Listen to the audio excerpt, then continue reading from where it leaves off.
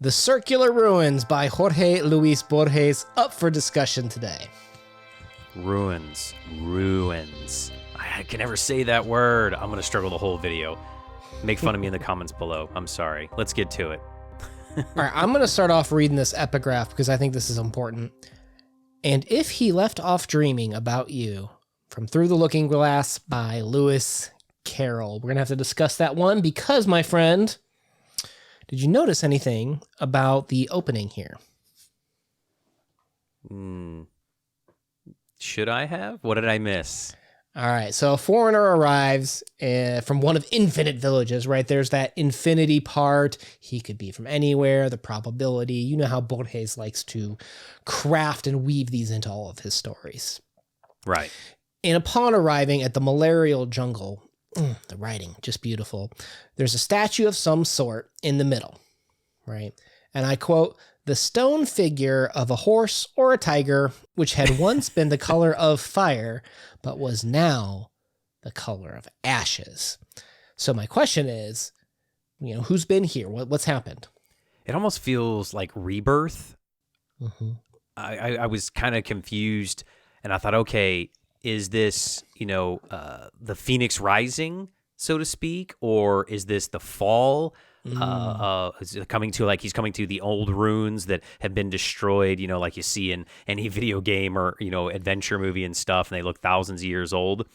It's unclear of whether this is a rebirth or a decay, a death. Okay. But he does have those layered writings, right? And I think it's okay to kind of have this ambiguity when you're trying to understand and wrestle with the Borges stories, because this next part, I'm kind of curious where you went with this one. I have a suspicion, but okay. on his way to this jungle, right? He's kissing the mud. He's cut by various sharp leaves, and he sinks his bamboo boat. And he knows this temple is going to lead him to another temple of some old god of some sort.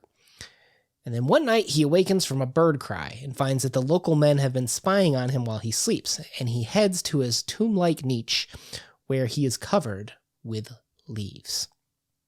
If we just stop the story there, okay, I imagine you've already got a singular interpretation that is 100% valid on this one. Tell me what yours was.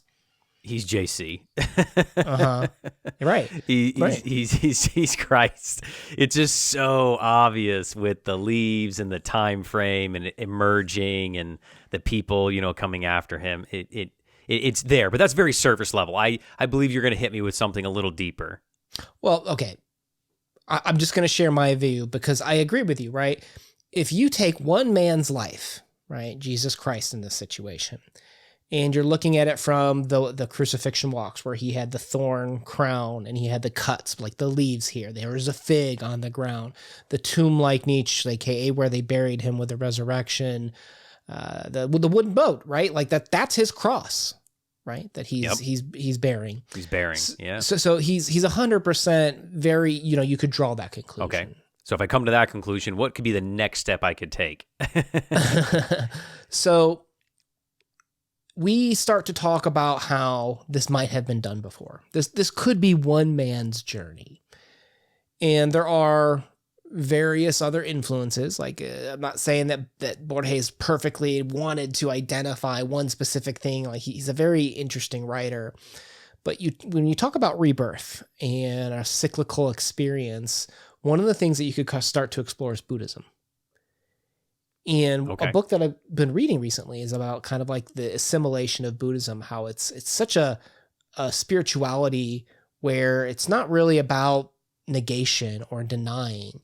It's about taking on everything. It's a complete experience. And in this book, it talks about how its views on, there's even talks about Hinduism, about how okay, well, that's just incomplete in their view because it doesn't cover this, it doesn't cover that, it doesn't cover this. And if you start to think about how Buddhism might wrap around Christianity, I mean, Jesus to them might be a perfect bodhisattva, a person that's just lived a perfect moral life once and almost kind of ideally achieves enlightenment by the end of the life. But that's just Jesus's life where we're trying to be that perfect morally straight person just like him. And Buddhism was going to take that and say, okay, well, there's more to it rather than just a one and done experience. If you fail and you stumble and you make mistakes, you're reborn and you do it again. And life can be cyclical like that. And that's one of the tenets that we kind of need to explore with this story. So if Jesus is seen as like a Buddha-like figure, then in this story, our unnamed narrator is living these lives again and again and again in this iteration of trying to live that perfect life. And so when we're coming to these temples, he maybe is seeing his past lives that he's lived, or his past failures perhaps as well. Deeper and deeper into the rabbit hole we go with Borges, my friend. So we learn his goal is to dream a perfect man, right? He wants to impose this dream, an image of the mind, into reality. Totally normal life ambition there, right? And it consumes his entire life, how he starts teaching here, and he starts getting disciples and these people that come up, and he's just like, oh my gosh, this is totally not going to work. These people are useless. And then he's got this one guy, he's like, oh, you're going to be my guy, right? Like we're going to make this work. And then he fails. And you kind of start to imagine, when you talk about Borges, he always plays with this idea of idealism where it starts with the mind. It starts with pre-existence before existence. And you can even think about it from like the beginning of belief. Like, how did the belief and how did Jesus Christ come along, who is one man God's journey through life, like pre-existence to him? Is there anything to explain that, right?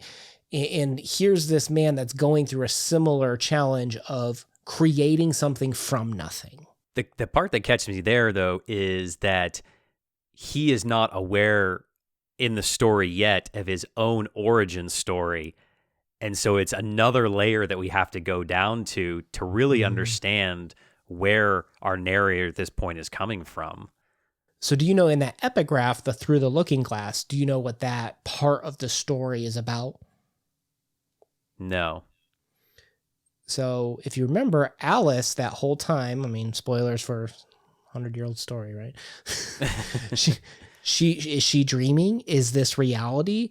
Is the Red Queen who's sleeping right now dreaming Alice, and Alice isn't real? It's kind of the Matrix approach of what is real too, that we have to start questioning what is the origin of existence and belief, and where does it begin and stop? Because if Alice isn't real and she's just a dream to the Red Queen, does it matter? Does she know? Is it any less valuable?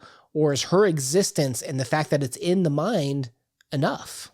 Where does the concept of reality and dream begin and end, I guess?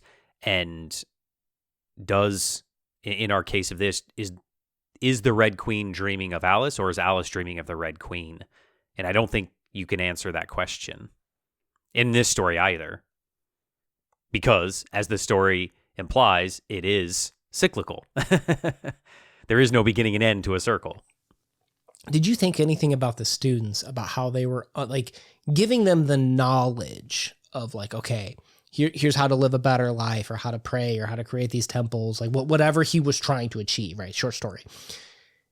The fact that they kept failing, right? Like we see that in our lives too, where you can be given the answer of this is what you need to do. And it could be problem solving. It could just be morally, like this is the right thing to do. This is what makes you a good person. But we constantly stumble. We constantly fail, right? It's these evils that, that we succumb to from either like a Buddhist or Christianity perspective that causes us to stumble in a sense. Like, have you ever thought about like why these disciples like find it so hard, but in reality, those are the same struggles that we go through? Agreed. I also think that everything kind of in the story is put in pairs, right? If you think about, we're talking about life and death. We're talking about children and adults. And as you said, we're talking about teachers and students. Well, in order for there to be a teacher and a student, there has to be success and failure on both parts. And life and death are literally the opposites of each other. And you have to have one with the other, light and dark, all of it. Everything is paired together in the story. And I think that's why you see the students keep failing and failing and failing over, is because you need them to have a teacher to keep teaching and teaching and teaching them so that they can grow and become better people. Okay. Yeah, that is interesting because it's true how even these temples are one of thousands of temples. This man's from one of infinite villages, right? How they're all connected. And if you have the belief and you create in your mind and you can suddenly see and pray to these gods that have existed for hundreds of years, been burnt and rebuilt before, it's all part of that, what I would call a shared existence even, right? When we you could say linked, you could say shared, but it's something about how when one person lives through this, right, you don't even have to have knowledge of that other person. Another person can just live that exact same life. And you can see the people doing these exact same things over and over again. And it's very strange to see the way that humanity progresses, but also falls at the same time too. And it's so cool that this story takes the idea of almost consciousness and puts it into that dream state. We've seen this done, well, at this time the story came out, we hadn't seen it done many times, but you've seen different iterations of this in movies and comics and games and whatnot. But I love how the use of fire and rebirth and dreams and this idea of a shared consciousness, you don't know what is reality and what is not reality. Have we dreamed each other up? I mean, you and I, for example, am I dreaming of you? Do you exist without me? Or do I not exist without you? Or do we not exist without each other? Do we have to have one another in order to exist? And I love that concept because, I mean, it does hurt your brain, but I think in a good way that you can start to identify yourself as yourself. And I think that's one thing that Borges, for me, has helped me kind of understand is my own humanity, or my own like soul, for a lack of a better word. Right. And it gets deep in the rabbit hole of philosophy too, from an idealism standpoint. It's not a podium that I can stand on and explain perfectly, but the way that, he has the creation of the sun and he wants to see the sun, but he's disconnected. You can even kind of see that from like a religious standpoint too, the way that maybe a lot of people feel disconnected from God if they believe God was created, the way people feel disconnected from their past lives if they are in a Buddhist state and being reborn over and over again. There's this longing for connection and creation, and the fact that you can't recreate it in the mind and you can't see it in person, you feel this distance, right? And I think that's something that, that the story tackles interestingly, the way that the temples are connected, and he knows that his son can be untouched by fire and knows what's happening in that temple. And then to go through that same experience where when he burns, he realizes that, he's a phantom too. That shared experience is something that is just very remarkable that I think Borges knows how to lace into an incredibly short story. Do we actually exist? And does the fire prove that he exists or he doesn't exist? That's the conundrum. That's where I always keep coming back to, of kind of that philosophical idea, is how do I prove I exist? How do I prove that? Is that possible? I mean, there is that I think, therefore I am, but are you just thinking me up? Well, and that's the struggle with idealism, right? Because you have to then question, right? That statement, you are predicating existence as proof and rational evidence. But that's the total opposite of an idealist. The fact that it is in the mind is where it matters, and that simulacrum of it existing in the mind versus, in reality, like that connection and understanding the true forms, like that's where it can just get so confusing. But that's why I love this story, right? Because now you're wondering, like, if the sorcerer, so he's a sorcerer because he created something from the mind, this sun, right? Do we look down on him if he is a phantom? If he's not real, do we think lesser of him? When everything else about the experience of living with him, of going through his struggles of trying to create and have a life ambition and struggling with these disciples, is it suddenly less valuable if we think he didn't exist when the experience that we shared with him was real? And that's why Borges is a genius. I think from a story perspective, some readers may feel almost cheated. The idea of, oh, it was all a dream, that is kind of played out in modern media. But so I mean, maybe from that perspective, but for a talking point for us having a discussion, a dialogue, I think that it is absolutely brilliant and I love it. Right. So, Alice, were you dreaming the whole thing up? Or, or are you not real and this is all in the Red Queen's mind? Who knows?